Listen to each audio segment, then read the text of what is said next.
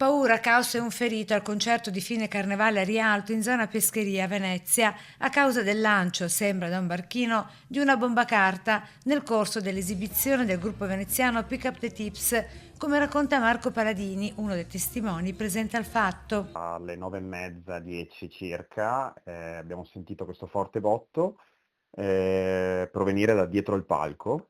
Inizialmente avevo addirittura pensato che fosse esploso un amplificatore, perché è stata una cosa improvvisa dal nulla.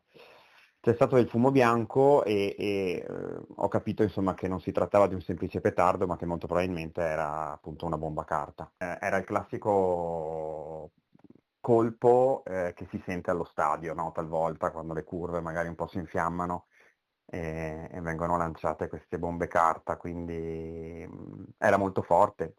Il ferito, uno dei fonici, ha accusato problemi ad un timpano e per questo è stato portato al pronto soccorso, dove è stato assistito e dimesso poche ore dopo. Tanto lo shock tra i presenti, dove ad assistere al concerto anche numerosi bambini e persone anziane, racconta sempre Marco tra i testimoni. No, poi la cosa che fa specie è che comunque non è che fossimo solo ragazzi e basta, no? C'erano persone con famiglie, insomma c'erano anche delle persone un po' anziane, quindi è stato triste per quello. E mentre i carabinieri incaricati delle indagini stanno visionando tutto il materiale video recuperato anche dai post sui social, dito puntato dell'opposizione in Consiglio Comunale proprio sul tema della sicurezza.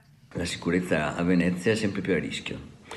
Il problema è dato dal numero di persone che affluiscono in città e se un episodio come quello di ieri capitava sul ponte di Rialto Gremito o in una calletta intasata sarebbe stata una tragedia. Allora su questo bisogna intervenire.